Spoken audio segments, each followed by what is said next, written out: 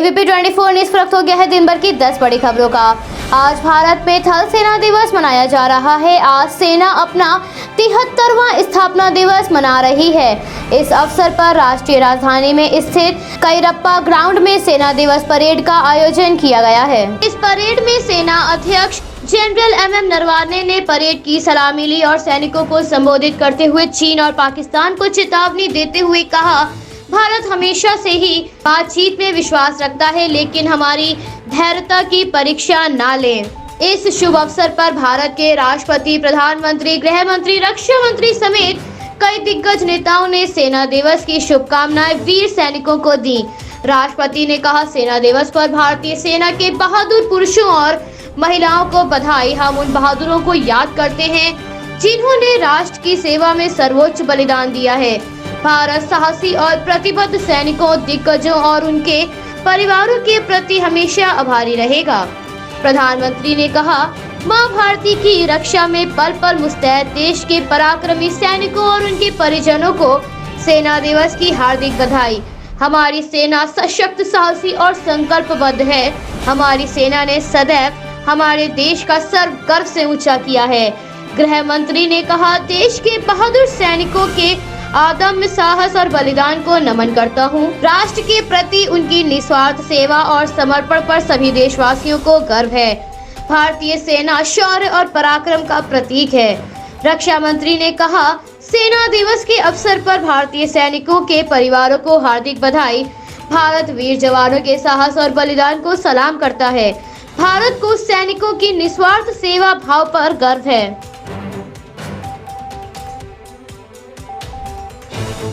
दिल्ली सीमा पर कृषि कानून का विरोध कर रहे किसानों को प्रदर्शन करते हुए 51 दिन हो गए हैं। आज किसानों और सरकार के बीच समस्या का समाधान निकालने के लिए नवे दौर की बैठक आयोजित की। कृषि आंदोलन के मुद्दे पर जब सुप्रीम कोर्ट में सुनवाई हुई थी तो सुप्रीम कोर्ट ने सरकार द्वारा मुद्दे को संभालने के रवैये पर निराशा जताई थी और इतनी ठंड में प्रदर्शन कर रहे किसानों को हो रही परेशानी पर सरकार को फटकार लगाई गई थी। इसके साथ ही सुप्रीम कोर्ट ने कानूनों पर अगले आदेश तक लागू न होने की रोक लगा दी है। किसानों और केंद्र सरकार के बीच आज नवे दौर की वार्ता 12 बजे से शुरू हुई।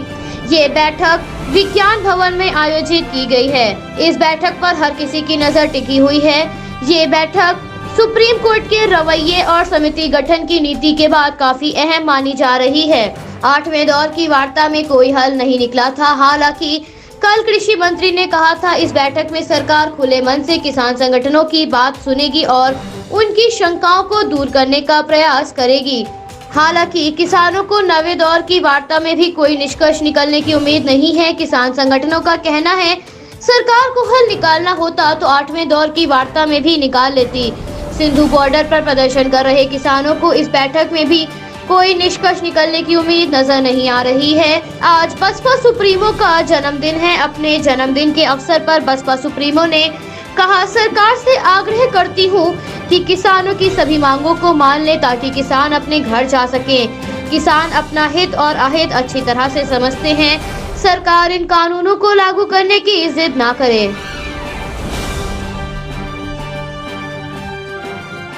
कांग्रेस नेता राहुल गांधी ने मोदी सरकार पर कृषि कानून और बढ़ती महंगाई को लेकर एक बार फिर निशाना साधते हुए कहा, देश के अन्नदाता अपने अधिकार के लिए अहंकारी मोदी सरकार के खिलाफ सत्याग्रह कर रहे हैं। आज पूरा भारत किसानों पर अत्याचार व पेट्रोल डीजल के बढ़ते दामों के विरुद्ध आवाज बुलंद कर रहा है। इसके साथ ही राहुल गांधी ने लोगों से सत्याग्रह का हिस्सा बनने की अपील की। इसके साथ ही राहुल गांधी ने कृषि कानून के विरोध में एक वीडियो भी साझा की है।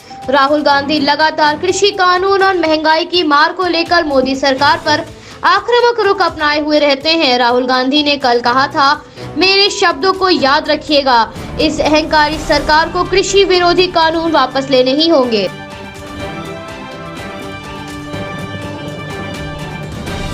उत्तर प्रदेश के मुख्यमंत्री ने कहा, राज्य में रेडीमेड गारमेंट्स और टेक्सटाइल उद्योग संबंधी नीति देश में सबसे ज्यादा अच्छी और महत्वाकांक्षी है। इसका प्रदेश को लाभ उठाना चाहिए। इस इंडस्ट्री में फ्लैटेड फैक्ट्री की काफी संभावना है। सरकार गोरखपुर में फ्लैटेड फैक्ट्री का निर्माण कार्य प्रारंभ करने के लिए स्थान उपलब्ध कराएगी। मुख्यमंत्री गोरखनाथ मंदिर पहुंचे, जहां उन्होंने चैम्बर ऑफ इंडस्ट्री के प्रतिनिधि मंडल से वार्ता करके उन्हें इस बात का आश्वासन दिया है। चैम्बर ऑफ इंडस्ट्री के पूर्व अध्यक्ष के अनुसार मुख्यमंत्री ने देश में कई शहरों में रेडीमेड गारमेंट संबंधी 7 मंजिला फ्लैटेड फैक्ट्री है। गोरखपुर में भी ऐसी फैक्ट्री स्थापित हो सकती है, जिससे गारमेंट इंडस्ट्री में हजारों की संख्या में लोगों को रोजगार मिलेगा। लॉकडाउन में गोरखपुर आए हुए हजारों कारीगर जो वापस नहीं जा पा रहे हैं, उन्हें भी रोजगार के अवसर प्राप्त होंगे। गोरखपुर में कुशल कारीगरों की कमी नहीं है। प्रदेश सरकार गोरखपुर को रेडीमेड गारमेंट के हब के रूप में विकसित करने की योजना बना रही है। गोरखपुर में टेक्सटाइल एवं गारमेंट पार्क के लिए प्रक्रिया तेज कर दी गई है। गारमेंट पार्क में किफायती दर पर उद्यमियों को जमीन दी जाएगी।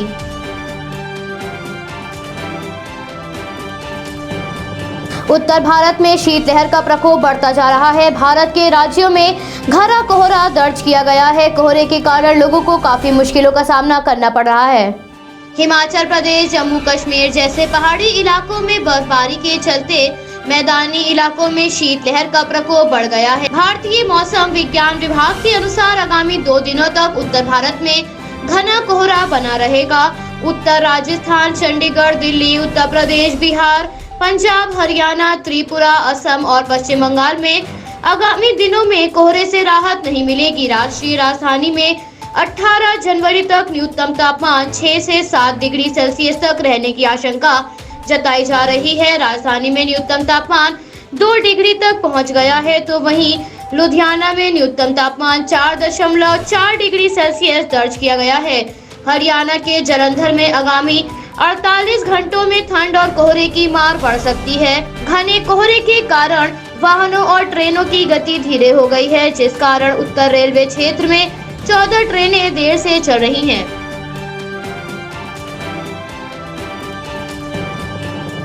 सोलह जनवरी को शुरू होने वाले टीकाकरण अभियान का सुबह 9 बजे वीडियो कॉन्फ्रेंसिंग के माध्यम से प्रधानमंत्री उद्घाटन करेंगे। उद्घाटन के बाद प्रधानमंत्री वहां मौजूद लोगों को संबोधित करेंगे।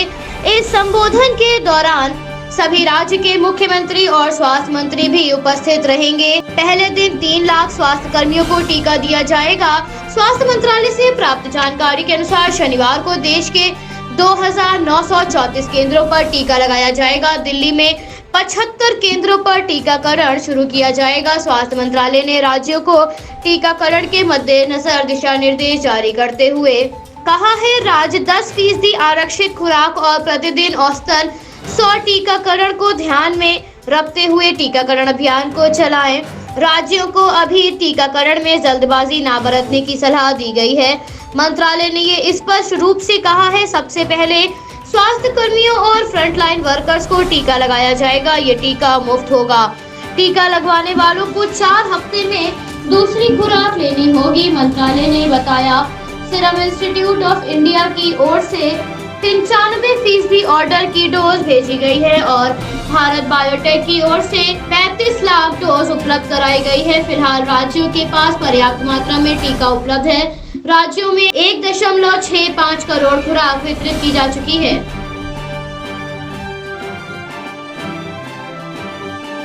श्री राम की नगरी अयोध्या में राम का भव्य मंदिर निर्माण कार्य के लिए निधि समर्पण अभियान की शुरुआत आज से हो रही है, जिसमें राष्ट्रपति स्वयं दान देकर इस अभियान की शुरुआत करेंगे, जिसके मद्देनजर श्री राम जन्मभूमि तीर्थ क्षेत्र ट्रस्ट, स्वयं सेवक संघ और विश्व हिंदू परिषद का एक प्रतिनिधि मंडल के श्री राम जन्मभूमि तीर्थ क्षेत्र ट्रस्ट के कोषाध्यक्ष स्वामी गोविंद देवगिरी महाराज और विश्व हिंदू परिषद के कार्याध्यक्ष आलोक कुमार समेत वीएचपी के बड़े नेता राष्ट्रपति से मिलने पहुंचे और राष्ट्रपति ने 5 लाख रुपए की धनराशि का दान किया।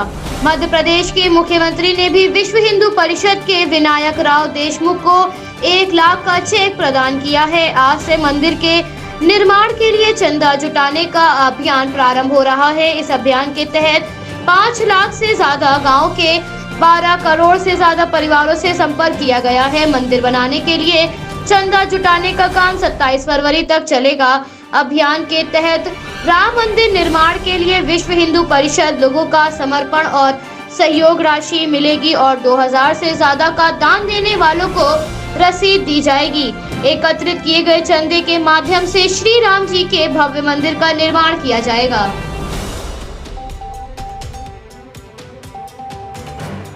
भारत में कोरोना का टीकाकरण 16 जनवरी से प्रारंभ हो रहा है। सरकार ने टीकाकरण शुरू होने से पहले 50% टीका बूथ में कटौती की है। सरकार सबसे पहले 5000 बूथ पर एक दिन में 5 लाख लोगों को टीका देने की योजना बना रही थी, लेकिन अब बूथों की संख्या घटाकर 5000 से 2934 कर दी गई है और 5 लाख लोगों की जगह 3 लाख लोगों को ही टीका दिया जाएगा। पहले बनाई गई योजना के अनुसार 60 दिन के अंदर 3 करोड़ स्वास्थ्य कर्मी और सुरक्षा जवानों को टीका दिया जाना था, लेकिन अब करीब 100 दिन का वक्त इस कार्य में लग सकता है। टीकाकरण कार्यक्रम से जुड़े वरिष्ठ अधिकारी से प्राप्त जानकारी के अनुसार केवल 2 टीकों के सहारे देश में टीकाकरण अभियान को प्रारंभ किया गया है, इसलिए शुरुआत में टीकाकरण को लेकर चुनौतियां स्वाभाविक हैं, जिसके मद्देनजर सभी राज्यों में टीका बूथ की संख्या में कटौती की गई है। अप्रैल से मई के बीच जब टीके की अगली खेप प्राप्त होगी, उसके बाद ही टीकाकरण का कार्य तेजी से बढ़ाया जा सकेगा। तब तक टीकाकरण के कार्यक्रम को सामान्य गति से चलाने की योजना बनाई गई है। नई रणनीति के अनुसार सरकार चरणबद्ध तरीके से 2 टीकों के साथ 3 करोड़ लोगों को टीका लगाएगी।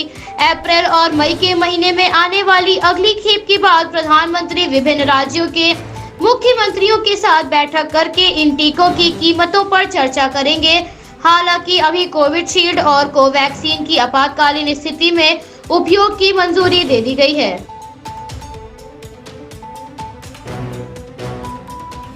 भारत में कोरोना के मामलों में गिरावट दर्ज की गई है। केंद्रीय स्वास्थ्य मंत्रालय से प्राप्त जानकारी के अनुसार पिछले 24 घंटों में कोरोना के 15,590 मामले सामने आए हैं और 191 लोगों की इस महामारी के कारण जान चली गई है।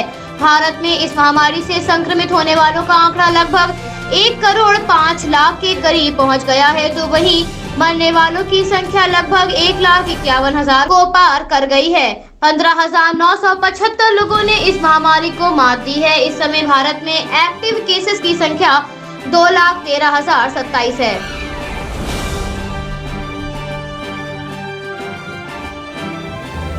अमेरिकी राष्ट्रपति जो बिडेन के शपथ ग्रहण समारोह के रिहर्सल को सुरक्षा कारणों के मद्देनजर स्थगित कर दिया गया है। वेलिंगटन से वॉशिंगटन तक की एक एमट्रैक यात्रा को रद्द किया गया है। 20 जनवरी को जो बिडेन राष्ट्रपति पद की शपथ लेंगे। संघीय जांच ब्यूरो के निदेशक क्रिस्टोफर रे ने कहा, ऐसे व्यक्तियों की तलाश की जा रही है जो समारोह की सुरक्षा को खतरे में डाल सकते हैं। राष्ट्रपति समारोह पर वॉशिंगटन में सैकड़ों की संख्या में लोग उपस्थित रहेंगे।